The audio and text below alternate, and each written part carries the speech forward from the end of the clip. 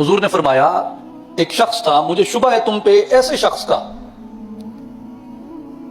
कौन सा शख्स या रसूलल्लाह सल्लल्लाहु अलैहि वसल्लम? फरमाया ऐसा शख्स जो कुरान का इल्म रखता था और कुरान के इल्म की वजह से अल्लाह तबारक व तआला ने उसके चेहरे पे रौनक और शगुफ्तगी के आसार को वाज़ेह कर दिया। फिर उसकी चादर इस्लाम थी जिसे वो हर वक्त ओढ़े रखता था। या रसूलल्लाह फिर क्या हुआ?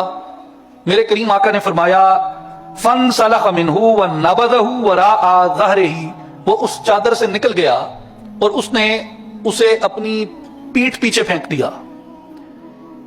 और क्या किया?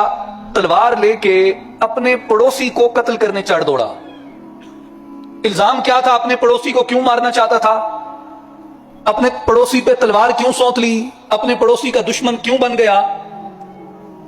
मेरे पाक नबी अलैहिस्सलाम ने फरमाया वजह यह थी वरमाहु बिश्शिर्क, इसलिए कि उसने अपने पड़ोसी पर मुशरिक होने का इल्जाम लगाया। अपने पड़ोसी पर मुशरिक होने का इल्जाम लगाया।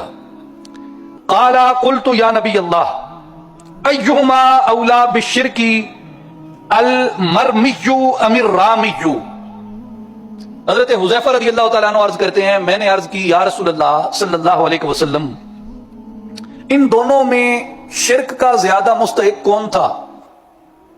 इन दोनों में शिर्क का ज्यादा मुस्तहिक कौन था? जिस पर तोहमत लगाई गई या तोहमत लगाने वाला? शिर्क किया ना, शिर्क का इल्जाम लगा और शिर्क का इल्जाम लगा के उसने तलवार निकाल ली और उसे कत्ल करने के दरपे हो गया। अब इल्जाम था शिर्क का और सहाबी ने यह बात सुनी तो बिला तअम्मुल सवाल अर्ज किया कि या रसूलल्लाह इन दोनों में वाकईतन शिर्क का मुस्तहिक कौन था? शिर्क का इल्जाम लगाने वाला या जिस पे शिर्क का इल्जाम लगाया गया? मेरे नबी अलैहिस्सलाम ने फरमाया काला बलिर रामियो, हुजूर ने फरमाया ज्यादा करीन यह है कि जिसने शिर्क का इल्जाम लगाया वो खुद शिर्क के ज्यादा करीब था।